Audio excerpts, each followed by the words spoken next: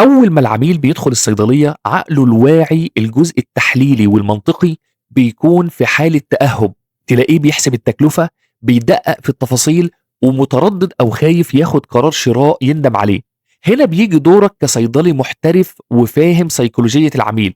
هدفنا الأساسي مش إننا نصطدم بالعقل الواعي ده أو نجادل معاه بالمنطق، لأن الجدال في اللحظة دي بيزود تردد العميل وممكن يعطل البيعة.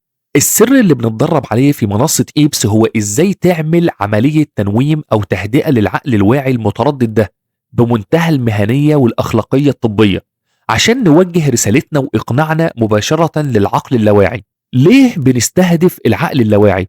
لأنه ببساطة الجزء العاطفي والسريع، واللي علم النفس أثبت أنه المسؤول عن اتخاذ حوالي 95% من قرارات الشراء.